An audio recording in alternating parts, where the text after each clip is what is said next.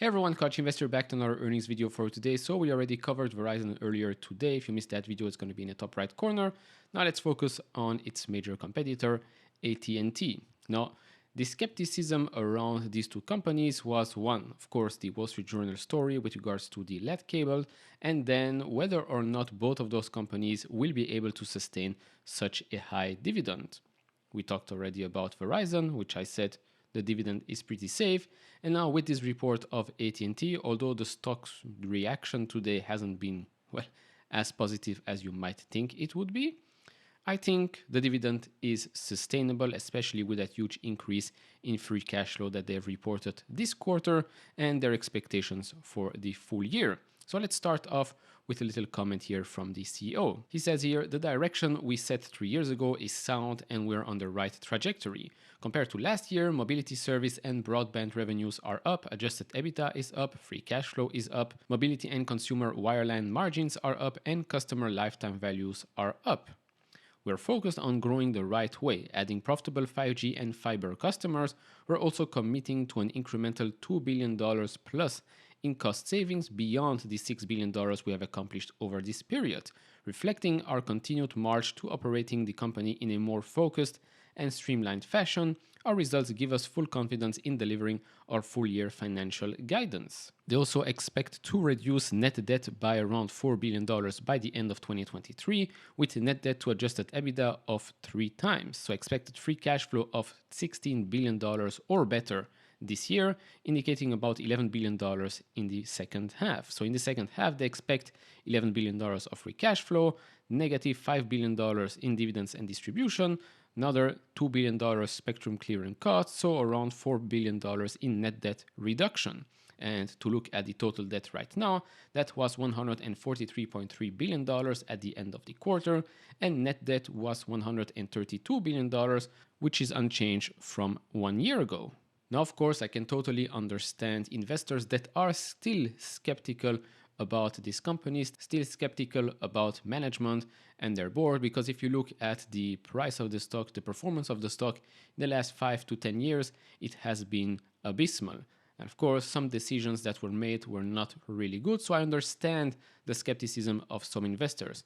On the flip side, when you invest in AT&T, you're not really investing because you think the stock will 3x or 5x over time.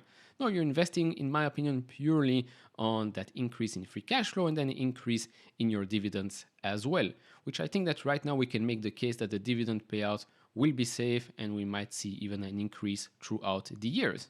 And if we look at the average price targets from the analyst, of course, these might change over time, but you can see that, well, most of them see an increase of 36% in the stock price. And so just like with Verizon, I think there is more reward than risk when you look at AT&T today. Now, before we jump into the infographic and then the chart at the end of this video, if you enjoy this type of videos, leave it a thumbs up, subscribe if you have not. I would really appreciate that. We're covering as many companies as we can throughout this video. I always say we, but there's just me and the camera here, so apologies for that. And if you want to support me even further, do check out the link down in the description and in the pinned comment to get the top 10 best stocks to buy now, or go to fool.com/couchinvestor. Thank you very much for all the support. So looking at the highlights, if we look at AT&T 5G US postpaid, net addition of 464,000, phone net add 326,000, which is I think the first time in a while that this is below 400,000, if I'm not mistaken.